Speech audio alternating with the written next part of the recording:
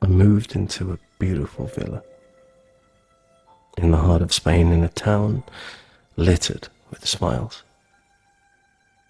Fresh bread and coffee sang to me from the cafes of the streets in the center.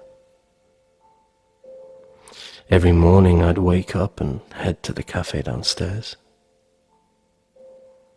Outside sat a table with fresh coffee brewing. It smelled so good and was such a perfect location. I automatically went there without knowing. The old man poured a cup and denied to take any payment. We'd talk a little. I'd buy ham and feed the stray cats.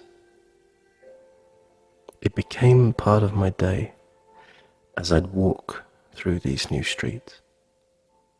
The cathedrals and mountains in the distance, bakers kneading dough in flour-soaked kitchens where the sun scattered through the windows to make lilac wine-colored air.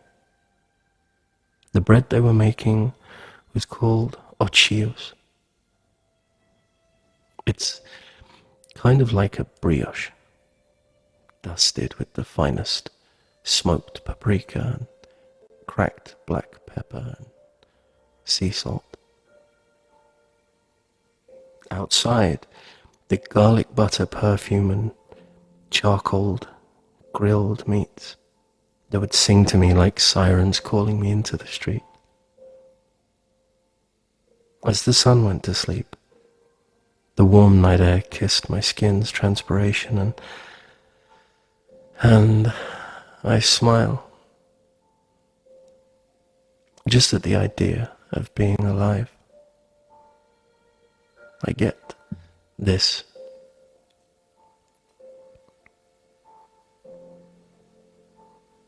One morning, I go down to the cafe and the shop's closed. I knock the door, no answer. He must have taken the day off. He never takes the day off. When I came back in the morning, there was a policeman at my door. "You're a friend of Miguel?" he asks, in Spanish, of course. And I say, well, I mean, kinda, yeah. We see each other every day, and I'm a regular customer of his. And yeah, we feed the cats ham, and yeah, we're friends, yeah.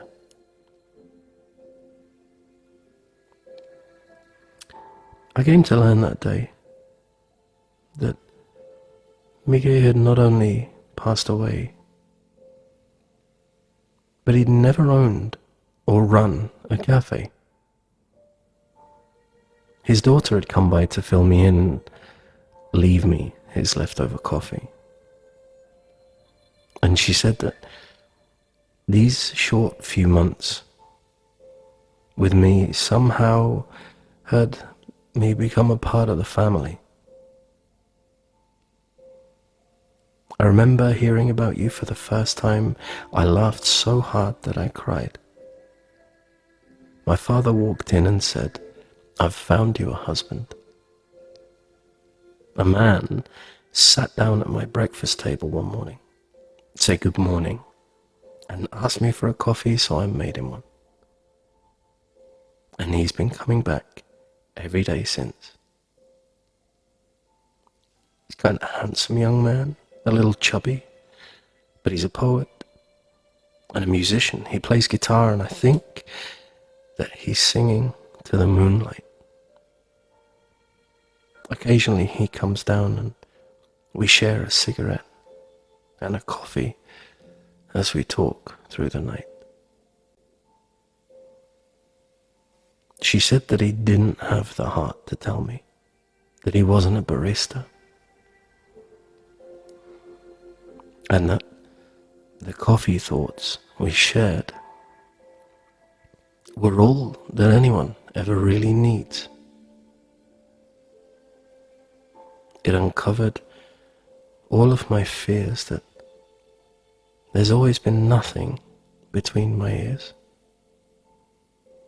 But Miguel accepted it and said it was because I smiled my way through life. And I've known her now all these years. And that story still brings her to tears. How my stupidity and her laugh gave me a wife. So now we run this, not a coffee shop, downstairs from where we live. And it's my job to greet the passers-by and convince them that it is. Because if there's anything that I've learned about this beautiful Spanish town, it's that she wasn't my wife. And it wasn't a coffee shop. But with love, they both are now.